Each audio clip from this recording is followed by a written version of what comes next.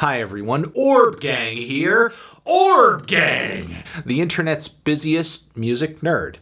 And it is time for a review of the new Kirin J Callinan album, Return to Center. This is the newest full-length album from singer, songwriter, multi-instrumentalist Kirin J Callinan, one of the most exciting artists from Down Under. At the moment, in 2017, he released one of my favorite albums of the year. That would be Bravado. It is a great album. I love this record. It's fantastic, but there were a number of occurrences post the release of this album that seemed to distract away from the album, or maybe they drew more attention to Kirin than he would have had otherwise. It's probably a little bit of both. There are a number of things I could bring up, but to mention a few, one, the bronzed skin and nudity and stream of piss on the front cover of Bravado. That was one thing. There's also singer Jimmy Barnes becoming a huge meme as a result of his appearance in the Big Enough music video.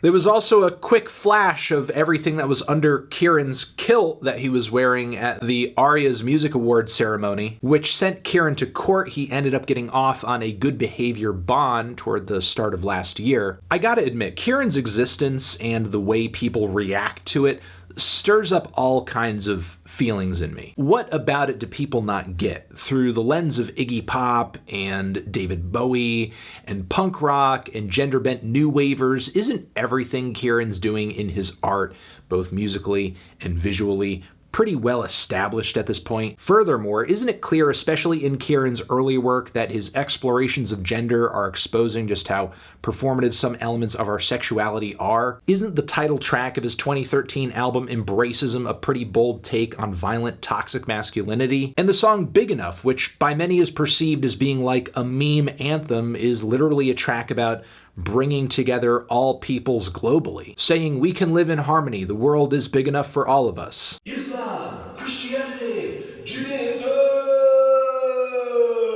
It just seems like the world is either too socially conservative or normie or hung up on fake wokeness to really appreciate what he's doing. And I can't decide if he just wasn't made for this era or if his knack for stirring controversy is proof that he's exactly what we need right now. Maybe for his own mental health, the promotional rollout for Kirin's new LP was pretty standard. I also have a sneaking suspicion that the title of this project, which can be interpreted in a number of different ways, might also have something to do with his emotional well-being, returning to a place of peace and safety and familiarity. But that is without me even going into the hilarious concept behind this project. Return to Center is a covers album. But it's not simply just that. Apparently, Kirin spent the budget for this project on tons of equipment and instruments from Guitar Center. Everything played or used on this record allegedly came from Guitar Center. The plan was then to record the album within the grace period between the purchase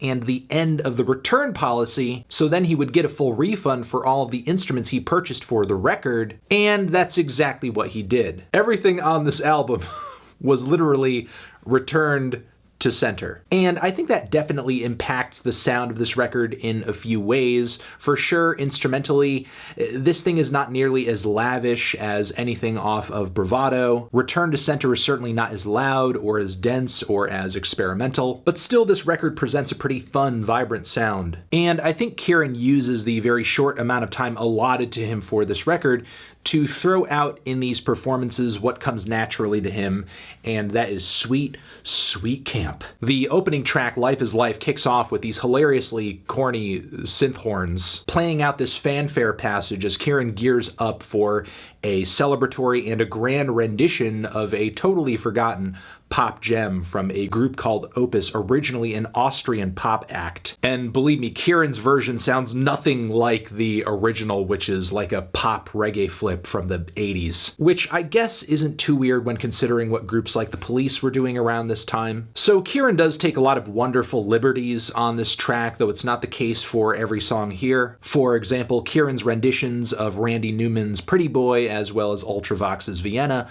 are pretty faithful to the originals. But what's even more significant than the renditions that Kirin brings to the table on these tracks are the songs that he actually chooses. It's such a purposeful mix of musical triumphs forgotten by time, and deep, deep pulls from the worlds of synth pop and new wave. Not only does the track list of this thing provide a very clear and wonderful musical map for a lot of what inspires Kirin's sound, but it also explains his artistic ethos as well. Many of the sonic palettes and lyrical themes that have turned up on Kirin's past couple of records show up in this track list in very bold ways. We have songs about love, we have songs about celebrating life and the world, songs that explore sexuality and gender, songs that express a difficulty with fitting in the world, and also songs that are like a meta-commentary on music itself. These songs are not just being chosen because Kirin thinks they're good songs that he wants to share with his audience. I would say Kirin's song choices on Return to Center are tantamount to him painting a self-portrait in a way. And it's rare that I hear a list of songs chosen on a covers record that feel like they are serving that purpose. Because given what I know of Kirin's character and his past output,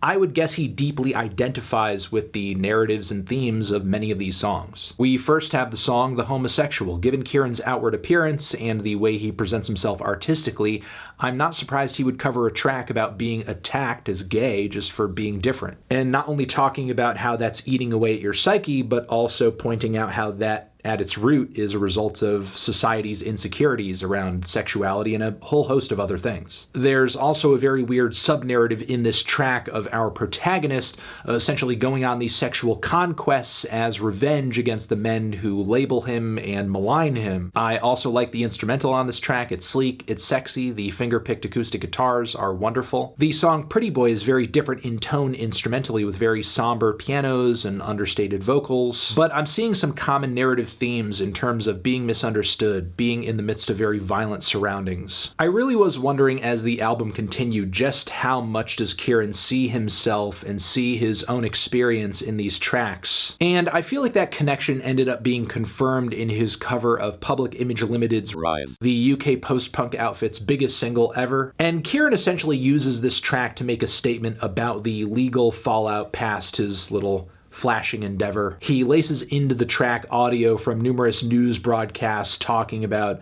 the situation. I mean, he must see the track's message of conflict and opposing sides as being applicable to the situation. I love the way instrumentally this track develops. Kirin essentially flips this song, which was once a, pretty melodic, raging rock tune, into this blissful folk rock anthem with wonderful acoustic guitars, a great drum beat, soulful group vocals. The song The Whole of the Moon isn't too different from the original version of the track, but Kirin's vocal performance on this one is a stunner. It's such a powerful pop rock anthem that is just grand and showy and larger than life. The song Signed Curtain is originally a track from Canterbury scene Hot Shot Robert Wyatt. It's a funny track that essentially is taking the piss out of song structure. The lyrics are literally, this is the first verse, this is the second verse, this is the chorus. You get the idea. Kirin takes this track, which originally had been imagined a few different ways, and he turns it into this loud, distorted wall of grunge guitar noise. It rocks so hard. It rocks so hard, and it's very funny. I also love Kirin's very sinister and low-key rendition of It Takes a Muscle to Fall in Love. I admit that I didn't read enough about this project before I embarked on my first listen to it, and this was the first song that said to me, wait a second, this is a cover. Is this a covers album? Because the first time I remember hearing this track was when MIA covered it on her Maya project. And it's kind of funny, the original tune from Spectral Display is solid. It's a solid song, but the instrumentation is so bare and it's so skeletal and it's so basic. Nearly any songwriter covering this thing could take it in a myriad of different directions. I think Kirin takes some incredible liberties on this track with the acoustic guitar licks, the funky drums, the subtle synth swells. In a strange way, it's like listening to two covers in one because while, yes, this is a Spectral Display cover, the instrumental feels like something that would have been on a classic Depeche Mode song, a band that's undoubtedly an influence on what Kirin does as well. Kirin's interpretation of Australian songwriter Billy Field's You Weren't in Love with Me isn't as loud or as colorful as the original, but the emotional pain he displays on this track really pours through very boldly. I think the Ultravox track is great too. It's kind of the large finish the album needed. And even though these songs are not Kirin's songs, I feel like after listening to his renditions of them and getting a grasp as to how he relates to them, I definitely have a better sense of who Kirin is as an artist and as a creator. I didn't quite get what he saw in the Randy Newman track on this album, honestly. I think it's one of his weaker songs. And the title track of this thing is the only original on the album, which is essentially just a weird guitar pedal effect drone with some added freaky vocals at a few points. It's a decent palate cleanser, which of course is right in the center of the album, but honestly, I could take or leave it. Overall, though, I think this thing is a great record. I loved it. I had a lot of fun listening to it. Even though it is a covers album, I see it as artistically valid as anything Kirin has come out with up until this point. And I think fans coming into this thing with a patient ear and aren't just orbiting around Kirin for the memes or the drama will get a lot out of this project. Feeling a decent to strong 8 on this one. Transition, have you given this album a listen? Did you love it? Did you hate it? What would you rate it? You're the best, you're the best. What should I review next? Hit the like if you like. Please subscribe and please don't cry. Hit the bell as well. Over here next to my head is another video that you can check out. Hit that up or the link to subscribe to the channel. Anthony Fantano, Kirin J. Callinan, return to center, forever.